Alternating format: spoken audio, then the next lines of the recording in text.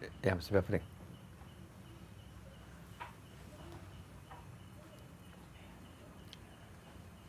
Sinyalnya.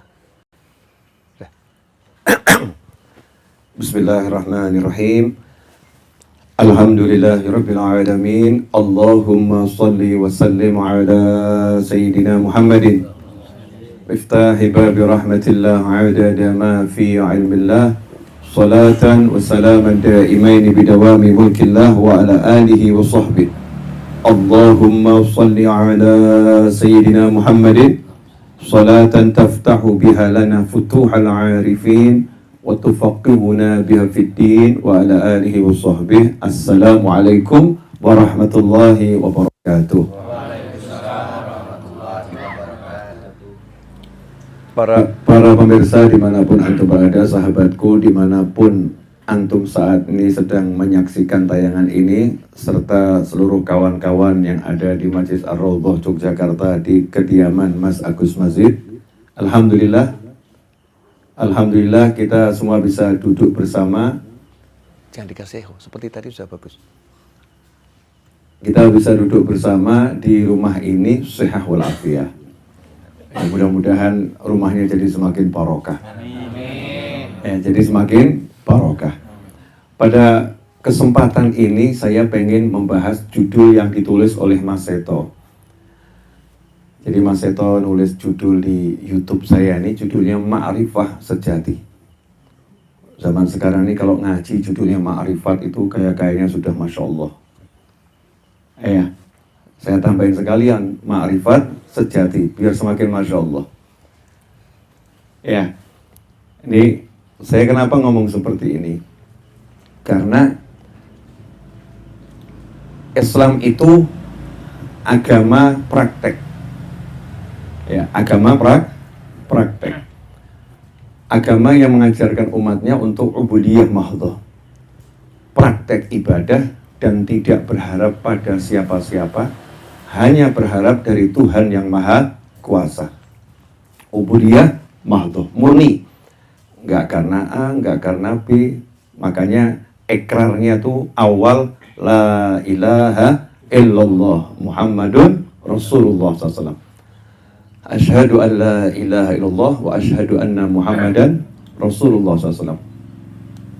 Artinya kita hanya melihat, meyakini Tuhan itu hanya satu, yaitu Allah. Yang bisa menghidupkan, maha menghidupkan hanyalah Allah. Yang maha berkuasa hanyalah Allah. Yang maha bisa hanyalah Allah.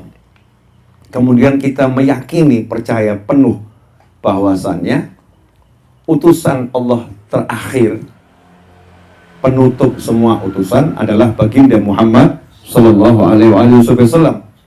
Sehingga cara hidup yang paling baik dan benar adalah cara hidup yang dibawa oleh baginda Muhammad Sallallahu Alaihi Wasallam.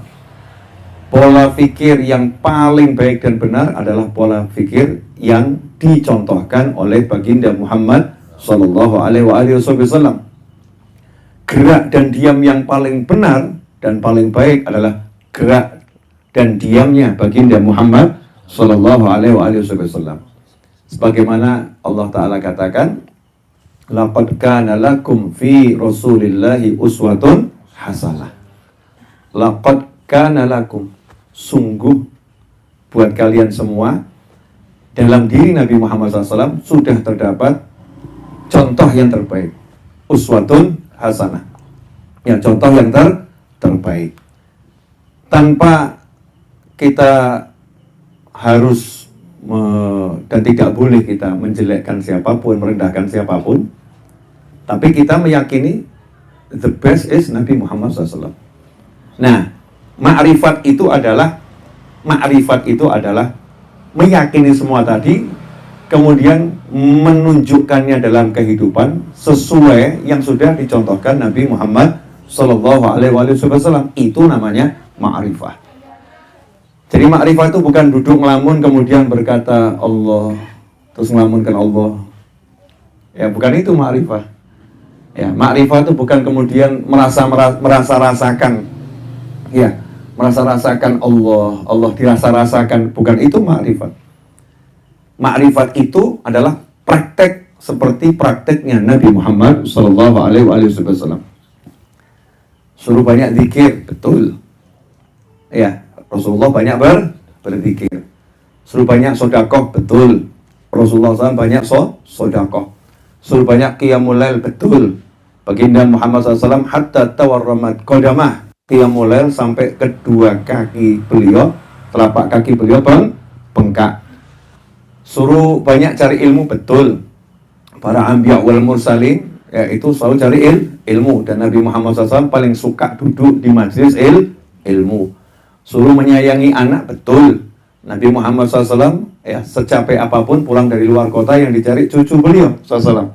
Rasulullah jadi merangkak, cucunya naik ke punggung. Suruh nyayangin pasangan hidup, betul.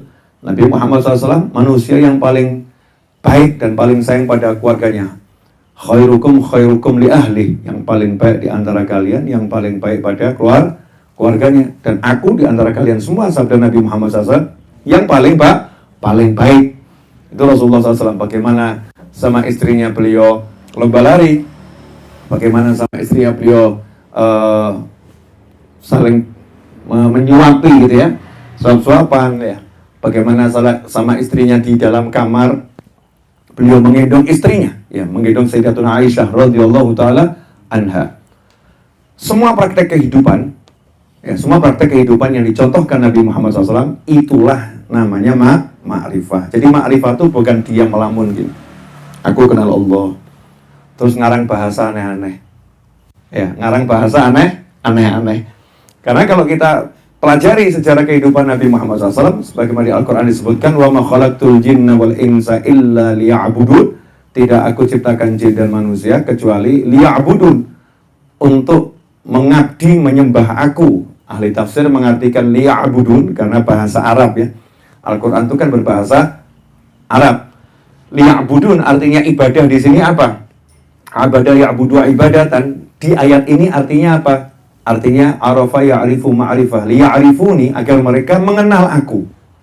Ya, mengenal aku. Nah, ma'rifah itu mengenal Allah Subhanahu wa ta'ala. Bukti kenalnya apa? Nah, itulah yang namanya ma'rifah. Semua orang boleh toh ngaku kenal sama Habib Novel, boleh enggak? Saya kenal Habib Novel, boleh? Boleh. Cuman sama Habib Novel diakui tidak. Kamu ngaku kenal sama saya, sholat tidak, kata Allah Ta'ala. Kalau kamu kenal sama saya, pasti kamu sholat. Kamu ngaku kenal sama saya, tapi puasa tidak. Kalau kamu kenal sama saya, kamu puasa akan dijalankan dengan baik. Ngaku kenal sama Habib Novel bin Muhammad Al-Idrus, saya tanya, anak saya berapa? Nggak tahu, palsu. Itu namanya nggak kenal. Ngaku kenal dengan Habib Novel bin Muhammad Al-Idrus, ya, tapi diajak Zoom online aja nggak pernah mau ikut. Iya, ngaku kenal dengan Habib Novel bin Muhammad Al-Idrus, bantu share aja nggak mau. Ya, ini namanya bukan kenal. Ya, ngaku kenal dengan Habib Novel bin Muhammad Al-Idrus, nanya rumahnya Habib di mana. Nah, itu namanya belum kenal. Kenal itu butuh bukti. Ya, buktinya apa? Dengan meneladani baginda Muhammad Sallallahu Alaihi Wasallam. Kenapa saya ngomong seperti ini?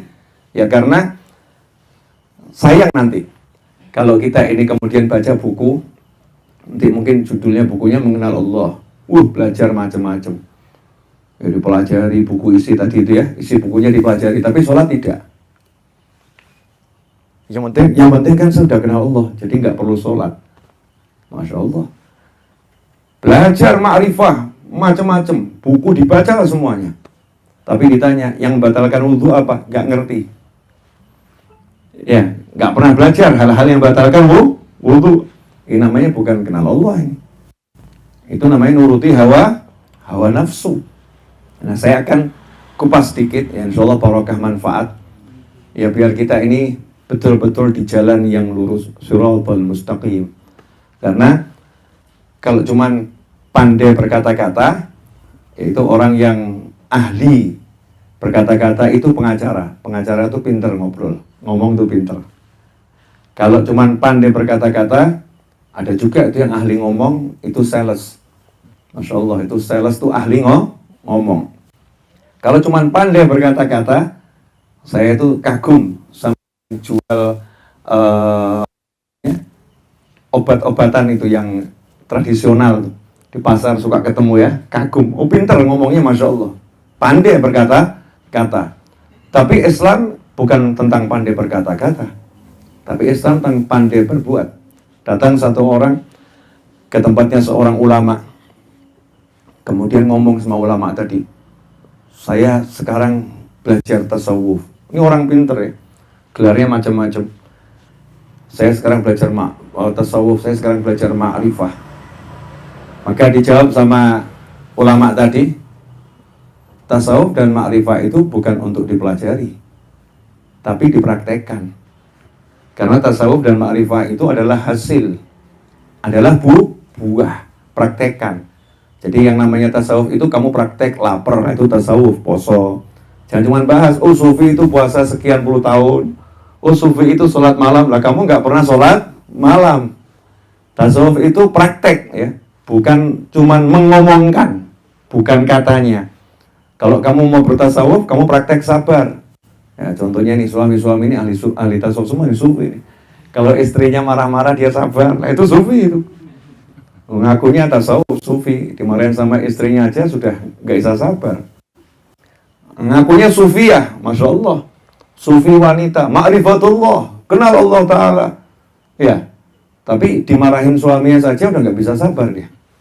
Ya, nggak bisa sabar. Di jalan ngakunya sufi, ngakunya ahli ma'rifah. Ya, di klakson sama orang marah-marah. Nggak bisa sabar. Tasawuf itu praktek, bukan kata-kata. Makanya saya ketemu ulama-ulama yang bertasawuf, itu yang diobrolkan, kalau ngobrol, syarat sahnya sholat, rukun-rukun sholat, kamu sunnah Nabi jalankan, jangan tinggalkan sunnah Nabi.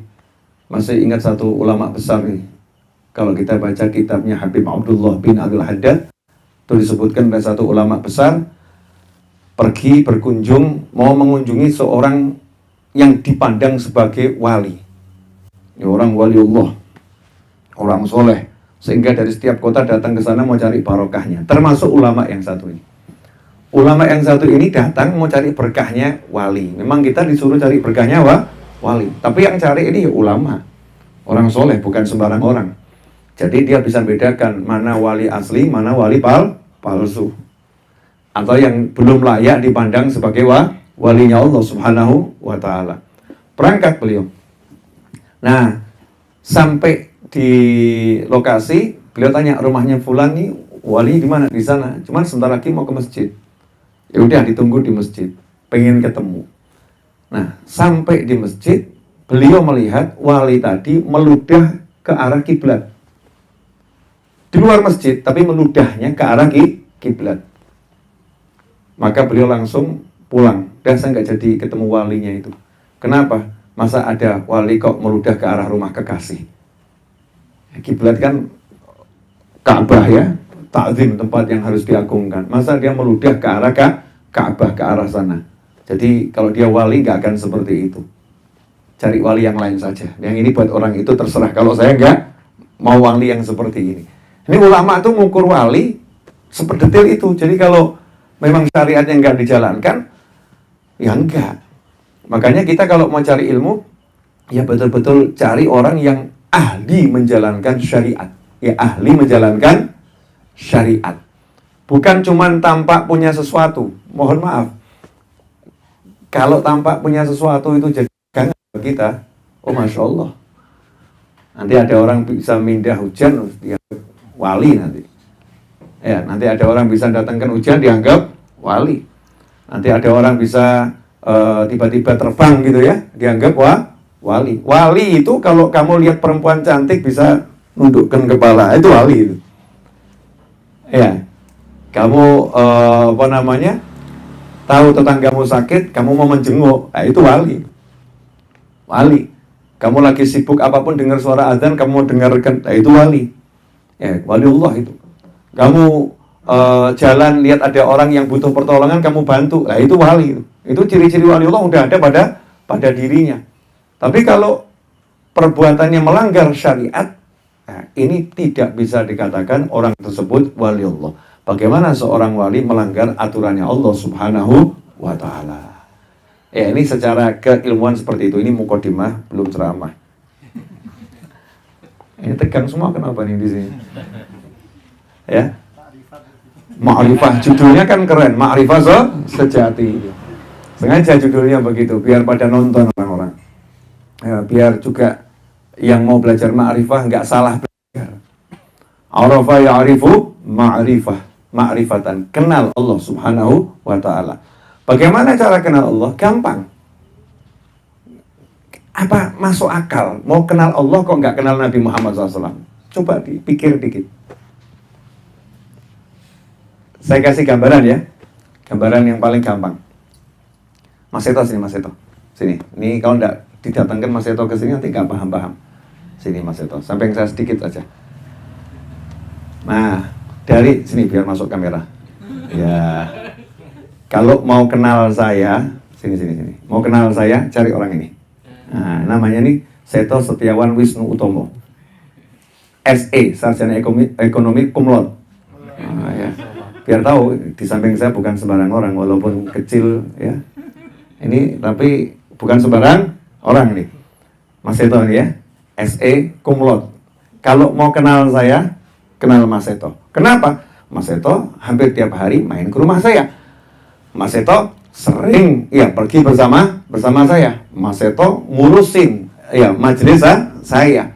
Mas Seto tahu kawan-kawan saya. Mas Seto tahu ya teman-teman sahabat saya. Mas Seto tahu makanan kesukaan saya itu. Ya, Mas Seto tahu kalau misalnya di Jogja sukanya kemana Habib Novel makan, yang ngerti ya Pak. Paham. Mas Seto paham kenapa sering kumpul sama saya. Jadi kalau ada orang ngaku kenal saya, kok nggak kenal Mas Seto? Nonsense. Mau kenal saya, ya nggak tahu caranya, bingung kemana nih saya mau kenal Habib Novel. Habibnya kalau dicari kok nggak ada di majelis ya. Di mana? Padahal ada di majelis, dicari nggak ada. Kamu nggak kenal Mas Seto. Kalau kamu kenal Mas Seto, maka kamu akan ketemu saya, misal seperti itu kan. Berarti syarat mau kenal saya yang paling mudah adalah kenal Mas Seto. Selesai. Ya, siap-siap kamu dicari orang. Anak sudah 2 itu, Masya Allah. Istrinya biar tenang hatinya. Ya, anak sudah 2. Nah, bagaimana seseorang ngaku mau kenal Allah Ta'ala tapi nggak menjalankan apa yang dijalankan Nabi Muhammad SAW? Udah gitu aja. Kalau mau kenal Allah harus kenal Nabi Muhammad SAW. Gak kenal Nabi Muhammad SAW, gak mungkin kenal Allah. Masuk surga, mohon maaf, sehebat apapun dirimu ibadah, kalau pintu surga nggak dibuka oleh Nabi Muhammad SAW, kamu nggak akan masuk surga. Kalau nanti kamu tidak dipimpin Nabi Muhammad SAW, nggak bisa jalan ke surganya Allah Ta'ala. Karena yang tahu jalan ke surga hanyalah Nabi Muhammad SAW dari kita seluruh umatnya. Rasulullah udah pernah ke sana, emang kamu udah pernah? Belum kan? Yang udah pernah ke surga siapa? Nabi Muhammad SAW. Jangan dikira nanti di padang mahsyar itu ketika seseorang ditentukan surga neraka, jalan ke surga, jalan sendiri, ke neraka jalan sendiri. Enggak loh, yang ke surga itu ada yang bimbing, yang ke neraka ada yang nyeret. Cuma beda kalimat ya.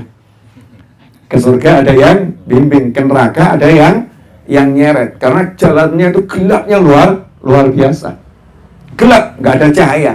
Kecuali orang beriman, nanti kanannya muncul cahaya, kirinya muncul cahaya, depan muncul cahaya, belakang muncul cahaya. Nah itu cahaya dari mana? Cahaya dari mengamalkan ajaran Nabi Muhammad SAW. Jadi yang bimbing Rasulullah SAW.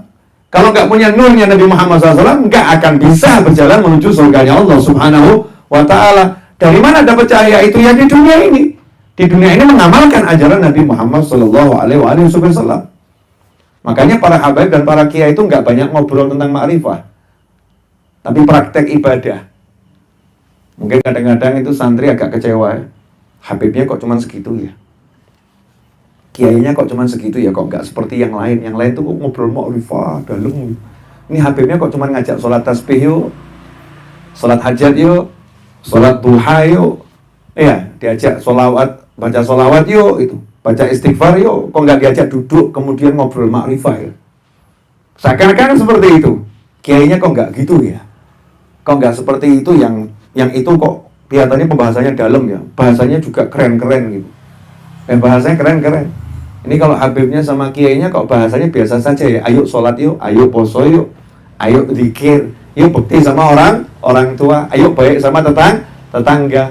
Justru yang dia obrolkan sama Habib dan kiai yang seperti ini, yang dia omongkan, ngajak orang sholat, ngajak orang bekti sama orang tua, ngajak orang hormati tetangga, baik dengan tetangga, ngajak orang menghormati muslim yang lain dan manusia yang lain. Bahkan ngajarin kalau parkir kamu jangan di depan rumahmu, kalau itu nutup bahu jalan. Nanti itu mengambil haknya jalan, dalam Islam nggak boleh kecuali kesepakatan satu kampung. Kalau enggak nanti itu kamu mengambil haknya orang banyak. Ini yang ngajarin begini, justru itu orang yang kenal Allah Ta'ala. Kenapa dia bisa kenal Allah Ta'ala? Karena Habib Kiai Ustadz ini dia belajar dari Nabi Muhammad Sallallahu Alaihi Wasallam. Semakin jelas atau semakin samar nih? Semakin jelas ya. Jadi kalau mau ma'rifah itu mau kenal Allah lewat siapa? Rasulullah SAW. Tidak ada ma'rifah langsung ke Allah. Saya kenal Allah. Kamu kenal setan itu. Syekh Abdul Qadir Al-Jilani radhiyallahu anhu. Ini kalau bicara ma'rifah, Syekh Abdul Qadir Al-Jilani kan master. Iya, master. Coba baca kitabnya Al-Ghunyah. Kitabnya Syekh Abdul Qadir Al-Jilani judulnya Al-Ghunyah. Yang diajarkan apa? Semua ibadah itu. Semua ibadah. Mulai puasa, mulai sholat, ya, semuanya diajarkan. Zikir, wirid. Gak ada ajaran ngelamun. Ya, gak ada ajaran ngelamun. Semuanya ibadah. Itu Syekh Abdul Qadir Al-Jilani radhiyallahu anhu. Suatu ketika, dan kita lihat hidupnya Syekh Abdul Qadir Al-Jilani radhiyallahu anhu. Dari kecil sampai beliau wafat. Hidupnya ibadah. Nasihatin orang untuk takut sama Allah Subhanahu wa Ta'ala. Dalam perjalanan hidup beliau radhiyallahu anhu, di tengah padang Sahara atau di hutan belantara, di malam yang gelap gulita, tiba-tiba malam itu berubah menjadi siang terang benderang, seperti jam 12 siang kalau di Indonesia. Terang benderang. Ada cahaya yang luar biasa. Seperti kalau kita di stadion lihat sepak bola itu ya, lapangannya jadi terang benderang. Padahal itu malam hari karena lampu yang luar biasa. Maka saat itulah ada suara dari yang nggak ada rupa berkata, "Wahai Abdul Qadir, mulai hari ini semua yang haram jadi halal buat kamu. Aku adalah Allah."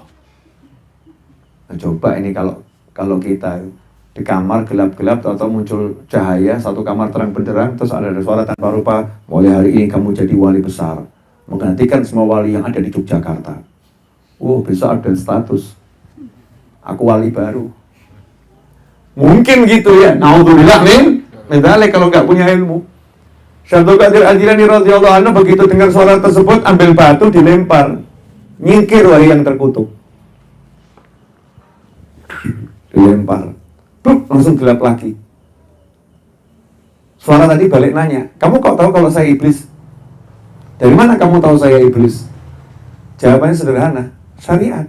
Gak pernah judulnya Allah merubah yang haram jadi halal untuk siapapun. Hukumnya Allah yang haram sampai ke apapun haram. Gak pernah jadi halal. Nah, mungkin yang nonton ini ngomong itu, katanya kalau dalam kondisi tertentu kan yang haram jadi diizinkan. Ya bukan jadi halal, diizinkan dalam kondisi darurat. Misalnya di tengah padang Sahara nggak ada makanan, mau mati. Kalau nggak makan mati. Ketemunya kok daging babi. Nah itu boleh diambil sedikit, dimakan, menyambung nyawa, boleh. Hukumnya apa? Haram, tapi diizinkan. Haram, diizinkan artinya nggak kena dosa kondisi itu, tapi sedikit tuh ya. Nah kalau sampai kenyang, sampai blokek gitu ya haram. Dosa itu hanya untuk nyambung nyawa, dikit nyambung nyawa. Itu karena nyawa ini sangat berharga. Tapi kalau 3 piring namanya bukan nyambung nyawa. Itu nurutin nafsu kalau seperti itu. Nah, Syekh Abdul Qadir Al-Jilani bisa ngerti itu iblis, padahal dahsyat kesaktiannya biasa. Gara-gara apa? Pegang syariat. Nah itu namanya kenal Allah. Kenal Allah itu kenal halal mana, haram mana. Itu namanya ma'rifah. Mana makruh, mana mubah, mana sunnah. Itu namanya ma'rifah. Jadi ma'rifah itu mengenal hukum-hukum Allah subhanahu wa ta'ala. Ma'rifah itu ta'zim sama orang tua. Itu ma'rifah. Ma'rifah itu sayang dengan pasangan hidupnya. Itu ma'rifah. Ma'rifah itu sayang dengan sesama makhluk Allah ta'ala. Itu ma'rifah. Bukan ma'rifah itu menggunakan bahasa-bahasa rumit ya untuk menjelaskan Allah subhanahu wa ta'ala. Allah tidak rumit, jadi nggak butuh dijelaskan. Saya mau nanya begini. Kadang-kadang ini kita ya untuk ruwet sendiri sih. Saya mau nanya, kalau ada orang nanya, ini siang atau malam? Padahal itu siang hari jam 12 siang. Apakah kamu butuh dalil untuk menjelaskan itu siang hari? Gimana? Di tengah alun-alun, jam 12 siang, panas luar biasa, ada orang nanya, ini siang atau malam? Jawabannya enaknya apa? Tinggal ngeluyur, ngadeni wong edan lah, apa? Kan itu di antara satu hilang akal, yang kedua mabuk, sehingga nggak tahu itu siang atau malam. Kalau orang waras, ya paham ini siang hari, nanya ini siang atau malam, ya itu berarti kurang kerjaan misalnya gitu ya. Kecuali niatnya mau ngasih nasihat sama seseorang, tapi normalnya orang nggak akan seperti itu. Lah kita apakah perlu menjelaskan sama orang tersebut? Ya nggak perlu. Maka kalau orang nanya Allah gimana? Kamu mau kenal Allah, sholat. Mau kenal Allah, kamu tuh bukti sama orang tua. Kamu mau kenal Allah, puasa Ramadan jalankan. Nanti kamu akan kenal Allah subhanahu wa ta'ala. Sebetulnya kalau kamu nggak kenal Allah tuh ya agak aneh. Mau sampai kamu kok nggak kenal Allah subhanahu wa ta'ala. Yang ngasih kamu hidup, yang ngasih kamu segala kenikmatan, yang buat jagat raya. Kenal Allah caranya bagaimana? Kenalilah kelemahanmu, kamu akan melihat kebesaran Tuhanmu. Selesai, kenal kita ini lemah, nanti kita kenal Allah maha kuat, luar biasa. Nah, ikhwani rahimakumullah.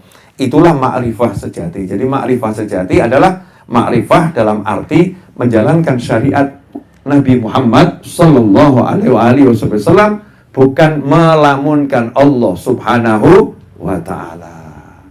Jelas sampai di sini? Ini wajahnya masih tegang-tegang terus kenapa? Bukan wajah-wajah ahli ma'rifat, bukan kan ya? Karena ahli ma'rifat itu wajahnya teduh, gak tegang. Ya, orang yang kenal sama Allah tuh kira-kira tenang gak hidupnya? Tenang. Contoh misalnya begini. Cari duit. Orang kenal Allah cari duit. Beda dengan orang yang gak kenal Allah cari duit. Orang kenal Allah cari duit, judulnya apa? Allah memerintahkan saya untuk bekerja yang halal. Orang kenal Allah cari duit, jalankan usaha yang halal. Dia nggak butuh dengan yang namanya dapat hasil. Karena hasil dalam keyakinannya bukan urusan saya. Hasil itu urusannya Allah subhanahu wa ta'ala. Sehebat apapun kamu berupaya, kamu tidak bisa menciptakan hasil. Nggak bisa. Siapa bisa menciptakan hasil? Nggak bisa. Hasil itu mutlak urusannya Allah subhanahu wa ta'ala. Tapi kita disuruh Allah berupaya. Ya, kita berupaya. Dengan izin Allah kita bisa berupaya. Dengan izin Allah kita bisa berupaya. Dengan kekuatan Allah kita bisa berupaya. Hasil nggak bisa. Kok jauh-jauh? Anaknya sendiri. Ya, kita pengen hasil seperti yang kita mau itu, Masya Allah. Tidak mudah kita ini menjadikan anak kita seperti yang kita mau. Yang ada kita usaha. Hasil urusannya Allah subhanahu wa ta'ala. Maka ketika orang yang kenal Allah ta'ala itu cari nafkah, cari harta, cari rezeki, nyantai dia. Yang penting saya cari yang halal, semua jalan untuk berusaha saya tempuh, hasil saya nggak ngurus. Sehingga hatinya tenang. Dapat ya alhamdulillah, nggak dapat ya alhamdulillah. Dapat sesuai target ya alhamdulillah, nggak dapat sesuai target ya alhamdulillah. Kalau belum sesuai target nggak akan menyerah. Nggak akan menyerah. Oh, Allah ngasih saya segini, usaha saya segini, usaha saya udah maksimal belum ya? Akan terus dia menunjukkan usahanya, nggak nuntut hasil. Sehingga hidupnya nggak ada depresi. Karena nggak pernah dalam tekanan. Karena dia selalu berurusan dengan yang maha kuasa. Tapi kalau zaman sekarang ini kita, kenapa jadi depresi, dikit-dikit depresi, tekanan, stres dan sebagainya? Karena kita nggak kenal Allah Subhanahu wa ta'ala. Berangkat cari nafkah, nggak mikir halal haram, yang penting angka. Ya, yang penting angka. Halal haram nggak dipikir. Barokah nggak dipikir. Yang penting angka. Ketika angka itu nggak tercapai, stresnya luar biasa. Saya udah usaha, saya udah begini, kok dapatnya kok begini, kok nggak seperti harapan, nggak seperti yang dicita-citakan. Akhirnya stres. Beda dengan orang yang kenal Allah Ta'ala tadi, nyantai dia.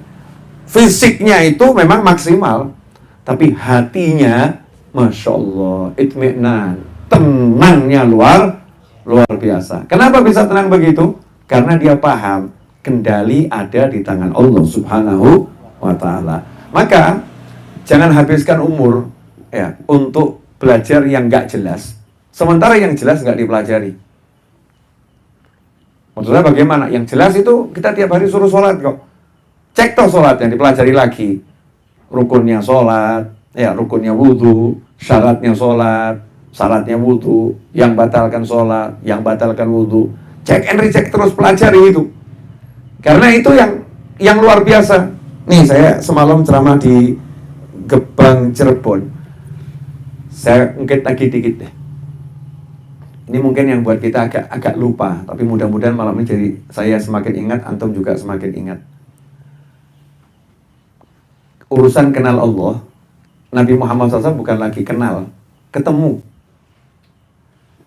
Iya, Kanjeng Nabi ketemu Allah enggak? Ketemu. Dengan cara yang hanya dipahami oleh Allah dan Nabi Muhammad SAW. Maka nggak usah bahas caranya, iman saja ketemu. Kan seperti itu. Ketika Mi'raj, ketika Isra dan Mi'raj, ketemu Nabi Muhammad SAW dengan Allah Subhanahu wa ta'ala. Allah nggak bertempat di suatu tempat dan Allah tidak menempati suatu tempat. Ketemu dengan cara yang hanya dipahami oleh Allah dan Nabi Muhammad SAW. Seperti Allah berbicara kepada Nabi Musa alaihissalam, yang paham hanya Allah dan Nabi Musa. Kita iman, berbicara. Tentunya bukan bicara seperti kita ngobrol. Caranya hanya Allah dan Nabi yang paham. Pertanyaan saya, setelah Nabi Muhammad SAW itu ketemu Allah, kemudian kembali ke muka bumi, apakah duduk di depan sahabat jelaskan tentang Allah? Allah itu begini, Allah begini, Allah begini, Allah begini, Allah begini. Apakah begitu? Enggak kan? Apa yang dijelaskan? As-shalah. Saya diberi Allah sholat 5 waktu. Yang dijelaskan adalah sholat. Jadi kalau Anda bicara ma'rifahnya yang dibawa Nabi Muhammad SAW itu bukan ngobrolkan Allah, tapi ngobrolin sholat. Pulang dari langit, balik bumi, yang disebutkan as-shalah. Ketemu dengan Nabi Ibrahim alaihissalam. Apa kemudian ngobrolkan Allah Nabi Muhammad SAW? Enggak. Yang disampaikan kepada kita loh ya.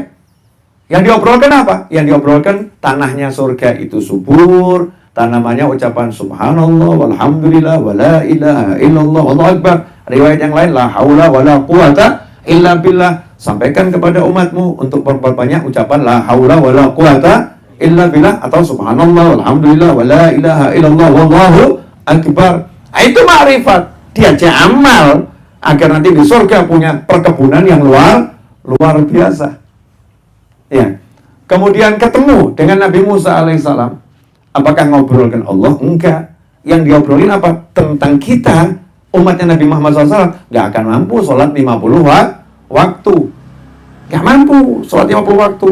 Minta agar sholatnya ini dari pahalanya aja 50 waktu, tapi sholatnya seringan mungkin. Ya. Bertemu dengan Nabi Adam alaihissalam. Apakah bahas Allah Ta'ala? Enggak. Ngobrol santai, gimana kabarmu? Kan begitu. Ahlan, ya, selamat datang anak yang soleh, nabi yang soleh, cucu yang soleh. Ketemu dengan Nabi Isa dan nabi-nabi yang lain, tidak diceritakan semua obrolan itu oleh Nabi Muhammad SAW. Tapi yang diceritakan Nabi pada umatnya apa? Urusan sholat. Urusan sholat. Itu ma'rifah. Jadi kalau antum belajar sama para habaib dan para kiai di pondok-pondok, kemudian dapatnya kok ilmu sholat, ilmu puasa, ilmu zakat, ilmu haji, dan ilmu-ilmu yang ada dalam syariat, itulah ma'rifat pada Allah Subhanahu wa ta'ala yang sebenarnya. Nanti kalau itu dijalankan, sholat dijalankan, Allah akan kasih sesuatu di hati. Nah, yang dikasih di hati ini nggak boleh diomongkan. Itu rahasia ilahi. Oh, namanya asrar ilahiyah kok diomongkan. Kalau orang bocorkan rahasia itu kira-kira dihukum atau nggak dihukum? Dihukum. Rahasianya Allah dibocorkan nggak mungkin. Jadi nggak ada wali membocorkan rahasia ilahi, nggak ada. Ya, yang di sini. Saya mau kasih gambaran malam saya sampaikan. Ini ilmu simple, sederhana, tapi buat saya menyenangkan. Mudah-mudahan buat antum juga menyenangkan. Ini mayoritas sudah menikah, ada beberapa mahasiswa depan saya ini yang sebentar lagi juga akan menikah insya Allah. Ya kan pasti ya, maksudnya nggak pengen nikah sebentar lagi. Ya, ada juga yang masih SD di sini, masih anak-anak ya.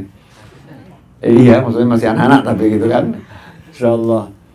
Di belakang sana ada beberapa istrinya bapak-bapak gitu. Ya, istrinya bapak yang ada di samping saya dan depan saya. Nanya sederhana. Menikah itu ibadah atau bukan ibadah? Menikah itu ibadah. Hukumnya aslinya sunnah. Ya, aslinya sunnah. Tapi dalam perjalanannya menikah itu hukumnya bisa wajib untuk orang-orang tertentu. Ya, bisa wajib untuk orang-orang tertentu. Oke.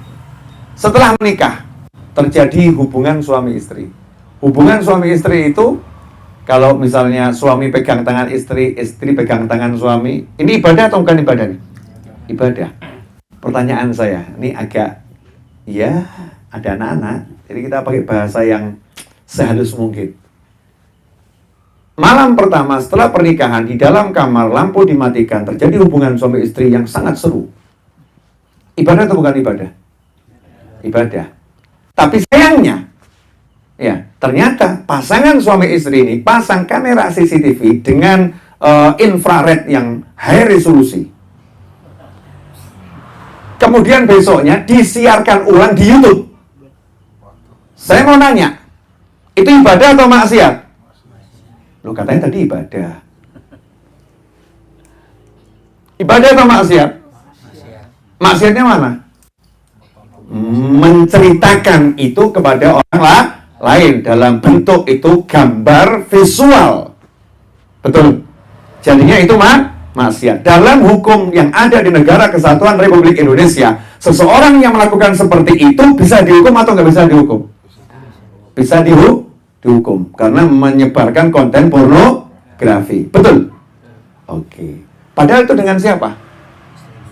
Dengan pasangan hidupnya yang terdaftar sah menurut negara dan sah menurut agama. Kenapa jadi dosa? Karena dipertontonkan kepada khalayak ramai, orang umum, area publik. Ini bukan area publik, ini area pribadi, nggak boleh dibawa ke umum. Maka dalam hadis nggak boleh itu. Orang yang menceritakan hubungan dengan pasangannya diceritakan pada orang lain, itu nggak boleh. Yang terjadi di ranjang nggak boleh diceritakan sama orang lain. Menceritakan saja nggak boleh. Nah, itulah ma'rifat sama Allah Ta'ala. Kamu nggak boleh cerita-ceritain ma'rifat hatimu itu ke manusia yang lain. Mengobrolkannya, ya, menceritakannya, ya kurang lebih seperti itu. Ya, kurang lebih seperti itu. Nah, kalau ada di buku-buku tasawuf itu kalimat-kalimat yang jelimet, yang berat dan lain sebagainya, itu buku bukan untuk khalayak ramai, untuk pasangan suami istri. Artinya hanya untuk guru dan murid. Ketika guru mengajari muridnya khusus, bukan untuk dipublikasikan. Sehingga kalau kita baca dahulu bagaimana para sufi, para guru ketika mau menyerahkan estafet keilmuannya kepada murid-muridnya, itu sampai pintunya ditutup, kuncinya disimpan di bawah kaki, biar muridnya nggak pergi, biar nggak ada orang luar bisa masuk, biar tuntas mengajarkannya. Dan dikasih tahu ini amanat, nggak boleh. Sehingga kalau kita baca Sayyidina Hasan bin Ali bin Abi Thalib radhiyallahu anhuma, Sayyidina Hasan putranya Sayyidina Ali itu sempat mengatakan dalam syairnya sangat indah, banyak ilmu yang saya sembunyikan dalam hati saya. Kalau sampai saya utarakan, nanti saya akan dipenggal. Dan darah saya itu menjadi halal menurut orang-orang yang beriman. Karena ini ilmu memang bukan konsumsi khalayak rame. Hanya untuk pribadi yang bersangkutan. Ini ilmu ma'rifah yang tidak boleh disebarluaskan. Kalau disebarluaskan, nanti jadinya orang salah persepsi. Ya, orang kemudian menghukumi dengan hukum yang ada dalam syariat. Kalau dalam kisah Wali Songo ada Syekh Siti Jenar. Ya, kalau dalam kisahnya para wali ada Al-Hallaj, itu ya. Apakah Wali Songo salah menghukum Syekh Siti Jenar? Enggak salah. Karena menghukumi dengan syariat. Syekh Siti Jenar apakah salah dengan keyakinannya? Enggak salah. Tapi salahnya menurut para wali karena menyebarluaskan kepada khalayak ramai. Yang dihukumi menyebarluaskannya itu. Hubungan suami istri di kamar tadi nggak salah, tapi dipublikasikan itu jadi salah. Nah, karena itulah para habaib, para kiai tidak mempublikasikan ma'rifah, tapi diajak semua merasakan. Ya, bagaimana cara merasakan ma'rifah? Yaitu heran kita nih kan utang banyak, tapi duduk sama kiai kok jadi seperti nggak punya utang ya. Artinya kok enteng, jadi adem. Kenapa? Itu ma'rifah. Saat bersama kamu dengan para kiai, para habaib, para ulama tadi, hatimu tiba-tiba jadi kenal Allah. Dunia jadi ringan. Diajak merasakan. Gimana caranya ya Pak Yai punya hati yang seperti ini, bisa nular pada yang lain. Oh ternyata Yainya sholat duha. Oh ternyata Pak Yai ahli sholawat. Oh ternyata Pak Yai ahli baca Al-Quran. Oh ini semua bisa ditiru. Ngaji bisa ditiru, sholawat bisa ditiru, baca Al-Quran bisa ditiru. Karena Nabi kita Muhammad SAW bisa ditiru. Tapi kalau hatinya, siapa bisa niru? Nggak bisa. Siapa bisa meniru rasa? Nggak bisa toh. Rasa cintamu pada istrimu, coba mau ditiru. Susah kan? Nggak bisa. Ini rasa. Nah itu rasa didapat dengan mengamalkan syariat. Alhamdulillah Mas Seto, udah berapa menit nih Mas Seto? 42 menit nih. Masya Allah. 42 menit itu panjang atau pendek? Pendek. Solo Jakarta itu kalau terbang naik pesawat. Iya, saking pendeknya dari Solo sampai Jakarta kalau naik pesawat. Kalau naik buruk itu sudah berapa kali mi'raj itu? Nabi Muhammad SAW itu mi'raj. Ya, tempat duduknya masih hangat. Isra Mi'raj, tempat duduknya masih hangat. Itu 42 menit waktu yang sangat panjang. Jadi kadang-kadang antum-antum yang belajar ilmunya para habaib dan kiai ini kadang merasa minder kalau kumpul sama orang yang ngobrol ma'rifat itu. Kok Habib Novel nggak pernah ngajarin ma'rifah ya? Kok yang diajarinya kok gitu? Aja mumet. Carikan saya bagaimana hadis-hadis Nabi Muhammad SAW. Baca itu Bukhari dan Muslim. Sahih Bukhari dan Muslim. Imam Bukhari aja yang diajarkan semua syariat. Imam Muslim yang diajarkan semua syariat. Ihya Ulumuddin dulu. Saya khatam Ihya Ulumuddin. Dan khatam betul, bukan khatam cuma baca sama guru. Bukan setahun, 2 tahun saya baca sama guru. 10 tahun tuh baru khatam Ihya Ulumuddin. Ya, yang diomongkan apa? Syariat itu. Ihya Ulumuddin itu 4 jilid itu semua syariat. Nggak ada ilmu mukasyafah yang dibahas di situ. Itu nyampe pada bagian yang dalam-dalam, Imam Ghazali mengatakan selanjutnya tidak boleh dibahas. Selanjutnya nggak boleh dibahas karena bukan wilayah publik, itu wilayah pribadi, hanya untuk orang-orang yang sudah sampai, orang-orang yang sudah sampai. Nah, ikhwani rahimakumullah, makanya yuk kita kembali belajar syariat. Ya, kembali belajar syariat. Masya Allah loh, banyak loh orang sholat Jumat yang sholatnya itu wallahu a'lam. Yang bagaimana? Nih, yang suka ketiduran di masjid kalau Jumatan ada enggak ya? Nah, ketika Jumatan kemudian ketiduran, terus bangun langsung sholat, sah enggak sholatnya? Nah, sholatnya sah atau tidak? Jawabannya tergantung cara tidurnya. Kalau cara tidurnya duduknya mutamakin, duduk yang seperti saya ini yang alasnya memang keras, ya, bukan di kursi empuk yang diduduki bisa keliat-keliat ya. Karpet masjid ya masih keras ya. Nah, duduknya semacam itu dengan dengan mantap, ya, bukan duduk yang seperti ini, yang pantatnya terbuka di belakang, bukan duduk atahiyat akhir atau atahiyat awal, tapi duduk bersila misalnya ya, seperti ini. Kemudian posisinya juga tegap, posisinya nggak miring kanan, nggak miring kiri. Kalau duduknya seperti itu, dia tertidur, maka wudhunya tidak batal. Ya, wudhunya tidak batal. Boleh dia bangun langsung sholat gitu, ya boleh. Tapi kalau tidurnya itu berat badannya tidak normal. Normalnya orang ya standar berat badan 60-70, berat badannya dia 90. Kata para ulama, walaupun tidurnya model seperti apapun, tertidur batal wudhunya. Atau nggak standar, dia kurus banget. Kenapa begitu ya? Karena kalau kegemukan tuh belakangnya itu bawah sudah enggak, klepnya, nutupnya enggak standar gitu. Kalau kekurusan juga bagian bawah nih nutupnya enggak standar. Ini di fikih ya, dibahas begitu. Sehingga kalau sampai dia tertidur, maka wudhunya dianggap batal karena dia nggak bisa menjaga tubuhnya ya, tubuhnya nggak bisa menjaga gas keluar dari tubuhnya. Nah, sementara yang ada ini tidurnya kira-kira bagaimana tuh di masjid itu kalau Jumatan? Masya Allah, ada yang begini, ya, ada yang begitu, ada yang begini, ya, ada yang nyenden begini. Ini kalau dengan kasat mata itu wudhunya batal. Kemudian dia bangun sholat, berarti sholat tanpa wudhu, sholat sah enggak? Enggak sah. Ini kalau berjalan terus selama 20 tahun berarti pernah Jumatan enggak dia? Enggak pernah. Ini syariat ini, ya. Belajarlah ini gitu.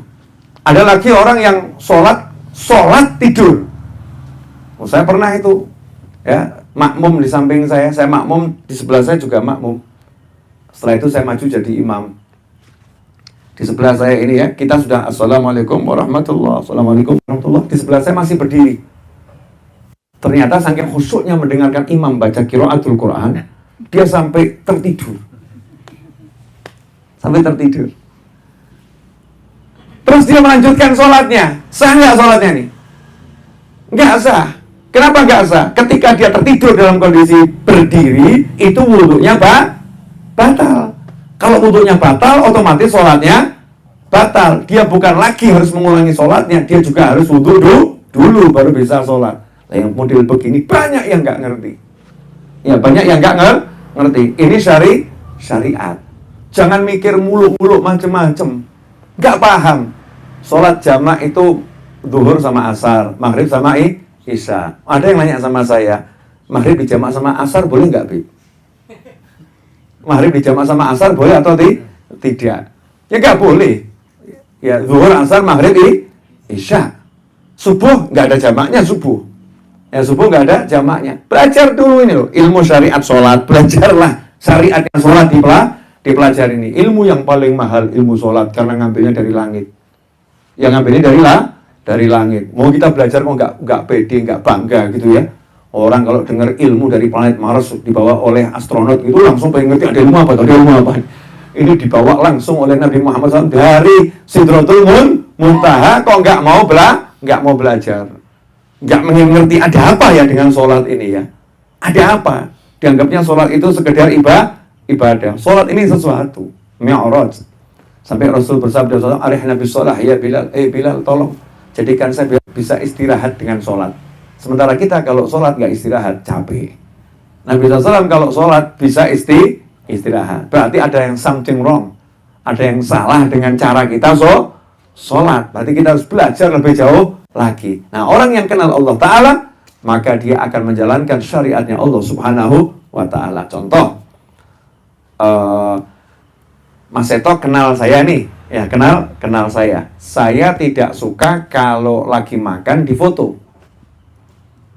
Apakah ketika saya makan Mas Seto akan foto saya? Enggak. Kenapa? Habib nggak suka. Berarti Mas Seto kenal saya. Allah Ta'ala nggak suka anak durhaka sama orang tua. Ada orang ngaku kenal Allah, pasti dia nggak akan durhaka sama orang tua. Nah, itu namanya kenal Allah Ta'ala. Jadi ma'rifah itu apa? Ya, menjalani syariat, itulah ma'rifah. Ya, menjalani syariat, itulah ma'rifah. Ini kok diteruskan lagi ya panjang. Ya ada rampungnya. Ya nggak ada selesainya. Saya cuma pengen antum semua, saya dan kawan-kawan saya, sahabat saya, tidak terbawa kepada pemahaman-pemahaman yang meninggalkan syariat atau meremehkan syariat atau meremehkan orang-orang yang menjelaskan syariat atau meremehkan orang-orang yang mendakwahkan syariat. Karena paling hebatnya ilmu adalah menjalankan syariatnya Nabi Muhammad Sallallahu Alaihi Wasallam. Itu ilmu yang paling hebat, ilmu yang paling tinggi. Terakhir, termasuk diantaranya jangan jualan mimpi. Dikit-dikit cerita mimpi, dikit-dikit cerita mimpi, dikit-dikit cerita mimpi gitu ya. Jangan jualan mimpi. Mimpi tidak untuk diceritakan kepada khalayak ramai. Syariatnya mimpi itu bagaimana? Syariatnya mimpi adalah, coba ya cek kisah Nabi Yusuf alaihissalam. Nabi Yusuf ketika bermimpi, apa larangan Nabi Yakub alaihissalam? Jangan ceritakan mimpimu ini kepada saudara-saudaramu. Mimpinya jelek atau baik? Baik. Tapi Nabi Yakub mengatakan jangan ceritakan. Cek setelah itu, apakah Nabi Yusuf menceritakan mimpinya kepada khalayak ramai? Enggak. Sampai tinggal di istana, Nabi Yusuf enggak pernah ceritakan mimpinya pada orang. Enggak. Nabi Yusuf kemudian menjadi ahli takwil mimpi. Tapi enggak pernah cerita tentang mimpi. Ini Al-Quran. Terus lihat syariat Nabi Muhammad SAW. Rasulullah melarang umatnya untuk menceritakan mimpi yang buruk. Kalau mimpi buruk jangan ceritakan. Nanti akan jadi sesuai yang diomongkan. Kalau mimpi baik, ceritakan kepada yang kamu sayang, yang kamu sukai, yang kamu anggap dia itu manfaat kalau kamu bercerita padanya. Cerita sama guru, dapat mimpi baik ya, cerita sama guru. Itu boleh, tapi nggak diumbar diceritakan pada semua orang. Ini syariatnya. Nah kalau sekarang kita hidup ini, kita ngajar yang diomongnya cuma mimpi toh itu. Semalam saya mimpi, semalam saya mimpi, semalam saya mimpi, semalam saya mimpi. Jadi judul cerita mimpi saya. Tapi nggak ngajarin bagaimana cara sholat, bagaimana cara puasa, bagaimana cara ini, bagaimana cara. Maka saya pernah ketemu, ya saya ngomong sama orang-orang itu, kalau daripada kamu itu cerita mimpi, ya lebih baik kamu itu cari kiai, cari habib, cari ustadz, dengarkan tuh. Dia ngajarin apa? Beliau ngajarin cara sholat. Nanti pergi ke pondok pesantren Sidokiri, ke pondok pesantren Lirboyo, ke Tambak Beras sana. Itu yang saya tahu ya. Kemudian pergi ke Tuban sana, di Baban sana ya. Pondok-pondok besar tuh didatengin. Yang diajarkan ilmu apa?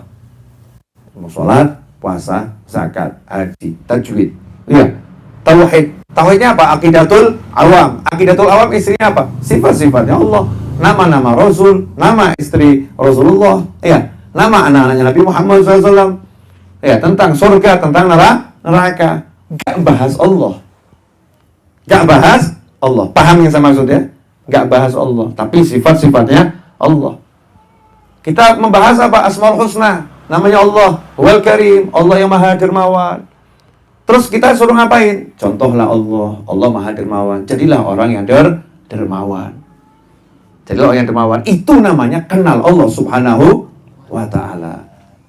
Mudah-mudahan pemirsa setelah dengar kajian ini semakin paham. Udah kenal Allah belum? Jawabannya kalau belum belajar syariat berarti belum bermakrifat. Kalau belum belajar syariat berarti belum bermakrifat. Apalagi bahas makrifat sama ngelamun.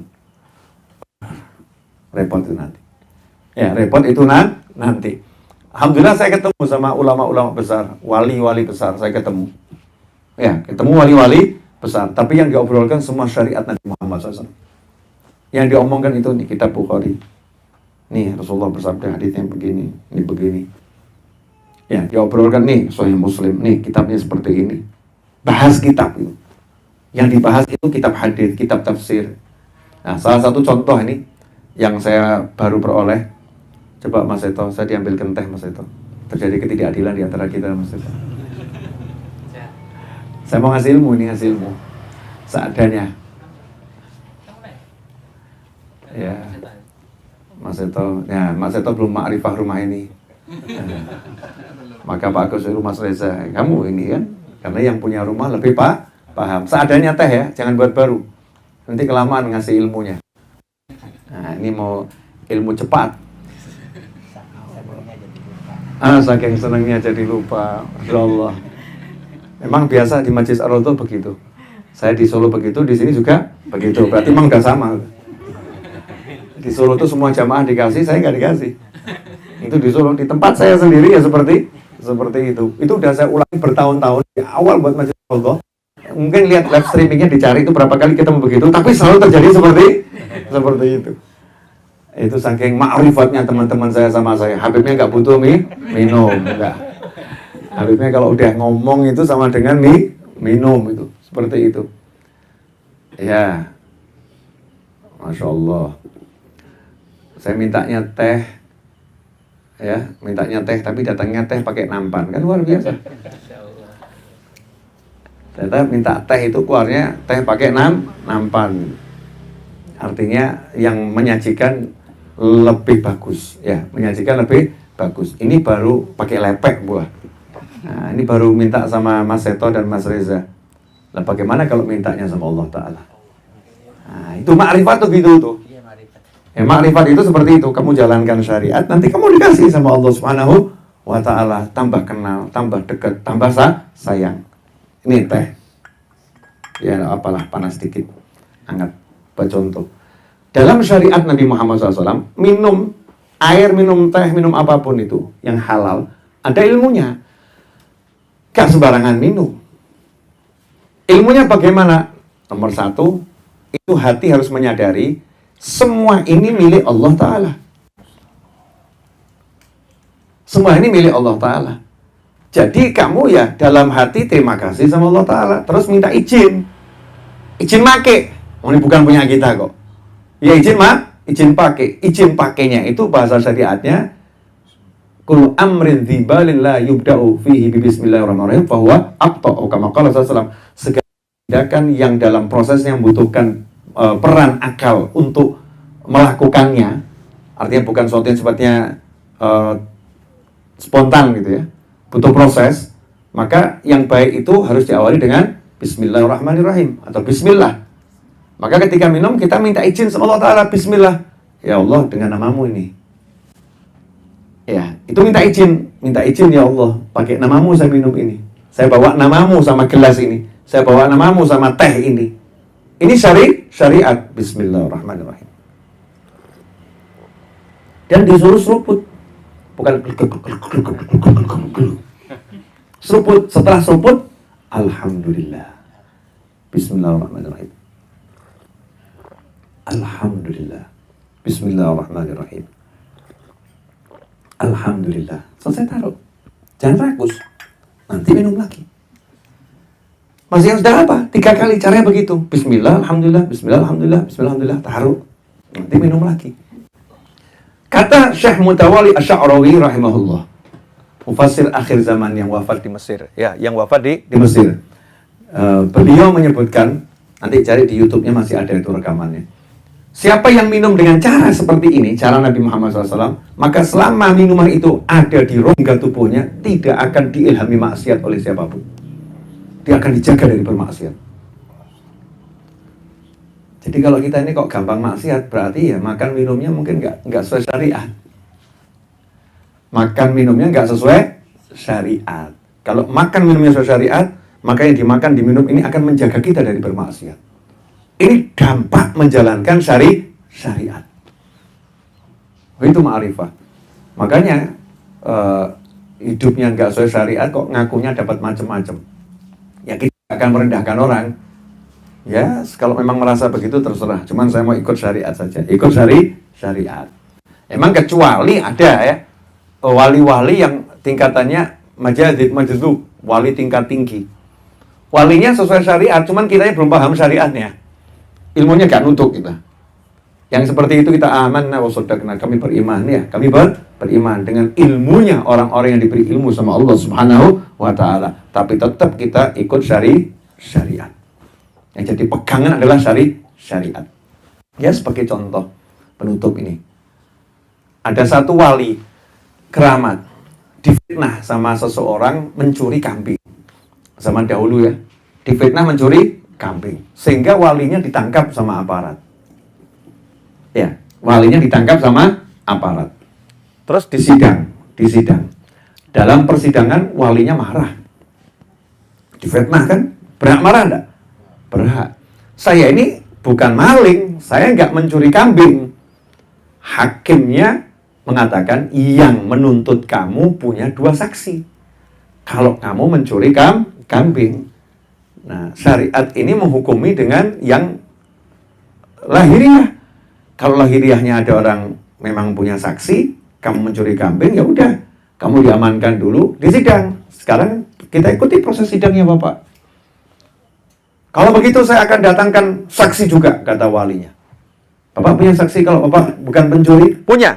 Saya punya saksi, saya bukan pencuri. Siapa saksinya? Kambingnya saya suruh bersaksi.